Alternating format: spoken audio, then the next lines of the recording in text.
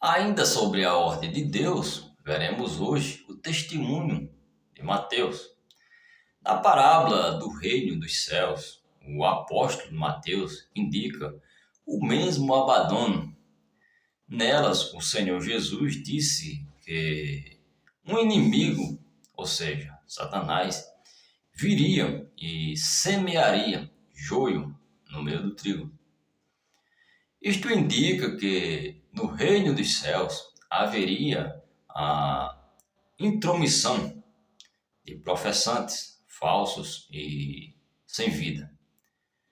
Como resultado disso, o reino teria uma mistura de crentes, ou seja, trigo, e falsos professantes, ou seja, joio.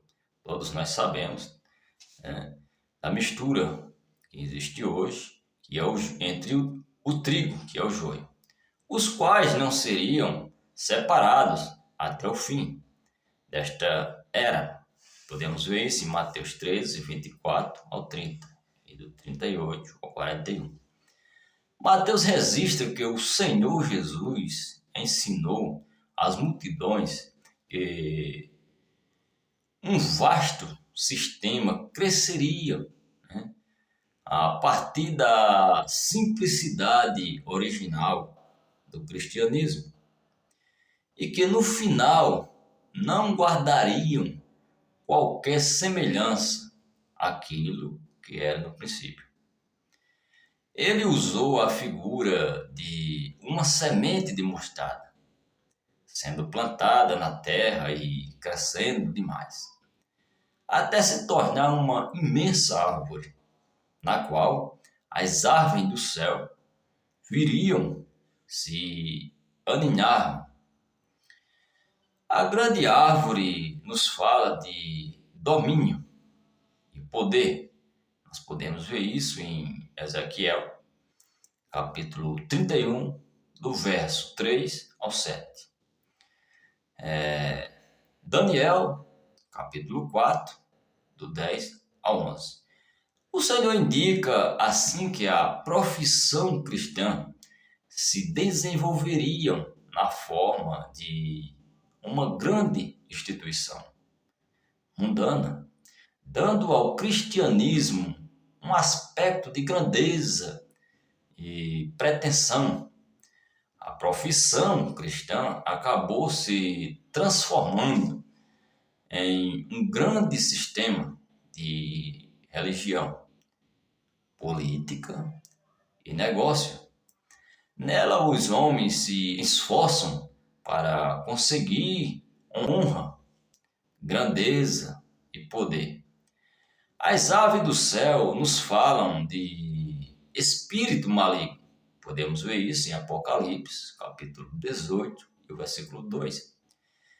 Que se apoderariam das mentes dos homens e os influenciariam para que ensinassem doutrinas errôneas. Podemos ver isso em Timóteo, capítulo 4, versículo 1. Se já tivéssemos a oportunidade, de presenciar o barulho de sair de uma árvore cheia de pássaros, entenderemos o quão exato é essa figura da confusão que existe no testemunho cristão.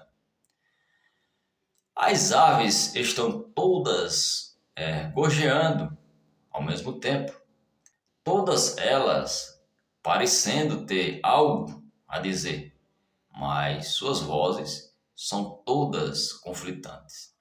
É isso o que ouvimos quando atentamos para as milhares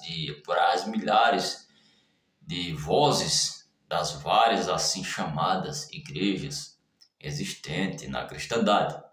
Nós podemos ver isso em Mateus, capítulo 13, do verso 31 e o 32. O Senhor Jesus continuou falando da mulher que introduziu fermento em 3 medidas de farinha. Podemos ver isso em Mateus, capítulo 13, e o versículo 33.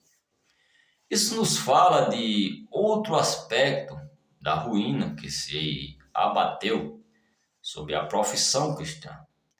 Se as aves na imensa árvore ilustram a grande profissão externa, né, que iria se desenvolver, o fermento na massa nos fala da grande corrupção interna que se acabaria permeando a cristandade.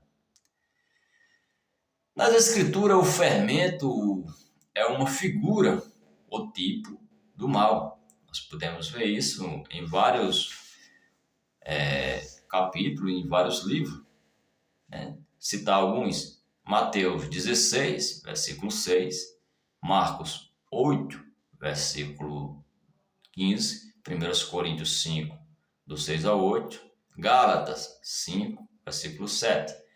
A massa é uma figura de Cristo, que é o pão da vida. É Ele o alimento espiritual dos filhos de Deus. Nós podemos ver isso em João, capítulo 6, e o versículo 33 e 35, ou do 33 ao 35, 51 e do 51 ao 58. Portanto, o Senhor indicou que a igreja professa, a mulher iria corromper o alimento dos filhos de Deus, ao introduzir má doutrina misturada, né?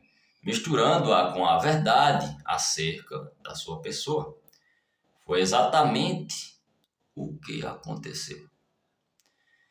Na vasta profissão da cristandade, muitos ensinos errôneos e malignos têm sido associados à pessoa de Cristo. Sendo assim, essas três parábolas, né, nos evangelhos de Mateus indicam que haveria a introdução de pessoas malignas. Podemos ver isso em Mateus, capítulo 13, verso 24 ao 30. Espíritos malignos. Nós podemos ver isso em Mateus, capítulo 13, versículo 33. Algumas outras similaridades do reino no Evangelho de Mateus também indicam essa ruína que acabaria se introduzindo. Por exemplo, Mateus 25, do verso 1 ao 13, diz que todas as 10 virgens toscanejaram-se e dormiram. Elas estavam dormindo, quando deveriam estar vigilando.